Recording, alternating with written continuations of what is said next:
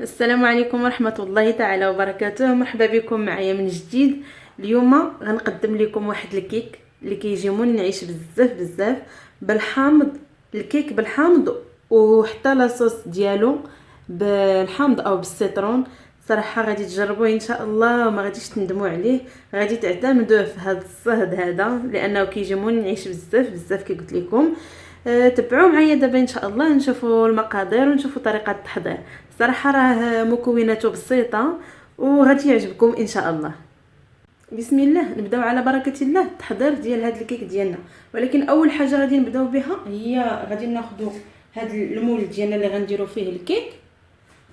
غادي ندهنوه بالزبده ونحطوه في الثلاجه هي الاولى باش تشد لينا فيه هذيك الزبده. ما نحتاجو نديروا لا دقيق لا حتى شي حاجه اخرى.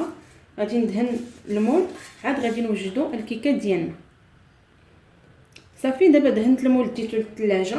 غادي نحتاج في المكونات 3 ديال حبات البيض لانني المول اللي غندير غيكون صغير شويه. الا بغيتو ديروا مول كبر منه غادي ديروا 4 البيضات. عندي كاس ديال سنيده العبار بكاس العنبه وكاس ديال الزيت هانتوما معمرش حتى الفوق صافي وياغورت بالنكهه ديال البنان. وعندي كذلك هنايا نصف حبه ديال الحامض، نص حبات الحامض اللي جمدتها من قبل في الفريغو وحكيتها، حكيت اللب والقشره كلشي حتى هي غادي نديروها. كتجي صراحه زوينه بزاف. غادي تجربوا هذه الكيك هذه ان شاء الله. دابا غادي ندير البيض والياغورت وسنيده والزيت ونطحنهم في الطحانه الكهربائيه. عاد غادي ندوز باش غادي نضيفوا الدقيق حتى هو. درت هنايا البيض والسكر سنيده والزيت. غنزيد دابا الفاني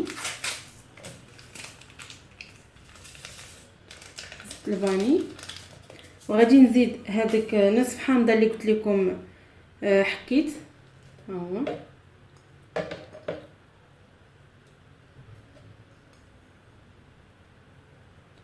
وغادي نزيد كذلك الياغورت بالنكهه ديال الموز.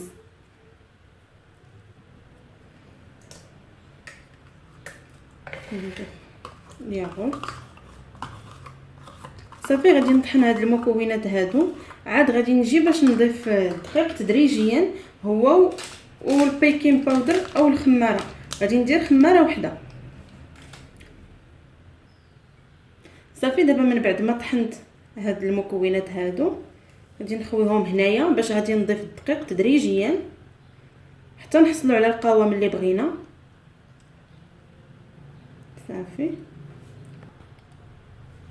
صافي غادي نبدا كنضيف الدقيق بشوي بشوي. بسم الله هكا وكنحرك حيت ما غاديش نقول لكم راه القياس اللي خص ديال الدقيق مثلا كاس ولا 2 كيسان ولا، حيت كيبقى على حسب الحجم ديال البيض وعلى حسب هذاك الدقيق اللي استعملته واش كيشرب دغيا ولا ما كيشربش. يعني غادي تبقاو تضيفوا الدقيق غير بشوي بشوي حتى تحصلوا على القوام اللي بغيتو. صراحه كتجي منعشه هاد الكيك هادي مع هذيك لاصوص اللي غادي نحضروا لها حتى هي كتجي زوينه بزاف بزاف. ان شاء الله تجربوها وتنال اعجابكم.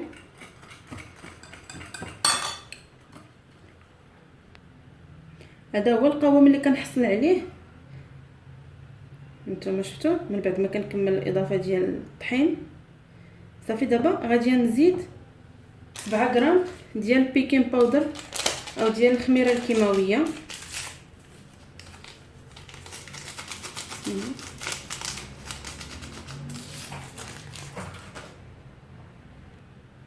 صافي غادي نحركها. نتوما شوفوا هذا هو القوام.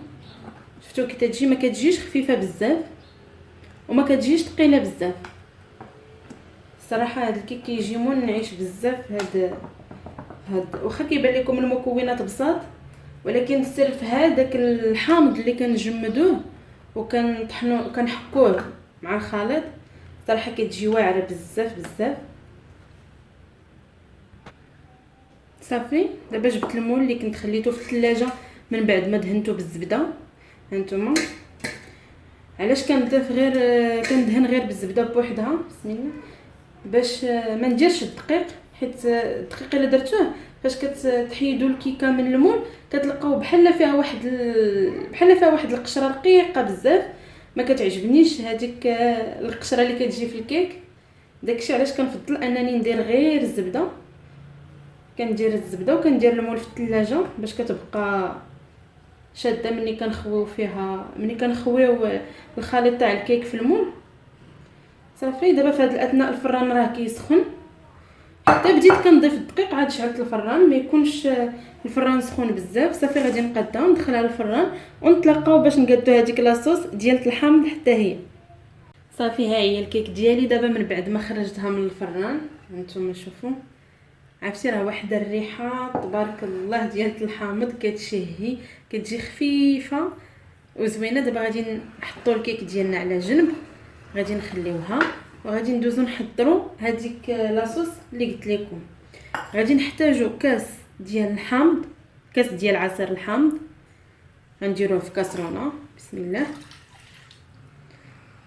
وغادي نحتاج هنايا عندي 4 المعالق ديال السكر سنيده او السكر حبيبات، وعندي هنايا 2 معالق ديال النشا او المايزينا. بسم الله. غادي نحركهم مزيان، غادي نحركهم وغادي نديرهم فوق النار حتى يختاروا لينا ويعقدوا، وغادي نديروهم على الكيك ديالنا. وهانتوما معايا حتى تشوفوا هاد المراحل كامله. ها هي لاصوص ديالي من بعد ما طفيت عليها، شفتوا كي كتجي غزاله بزاف بزاف بزاف. دابا غادي ناخذ الكيك ديالي، غادي نثقبها هكذا شويه بالفرشاد بحال هكا صافي. وغادي نكب عليها هاد لاصوص هادي. صراحه كتجي منعشه هاد الكيك، كتجي زوينه بزاف، نتمنى ان شاء الله تجربوها.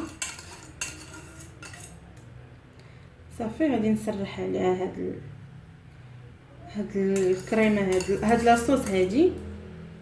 الا كان عندكم المول كبر من هذا اللي عندي تقدروا تضاعفوا الكميه ديال عصير الحامض، ضاعفوا الكميه ديال المقادير هاد لاصوص باش يلا تجيكم باش تقدكم الكيكه.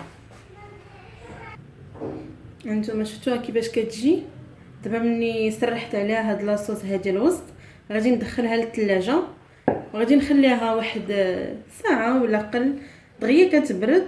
اصلا لاصوص راه شاده راسها مزيان.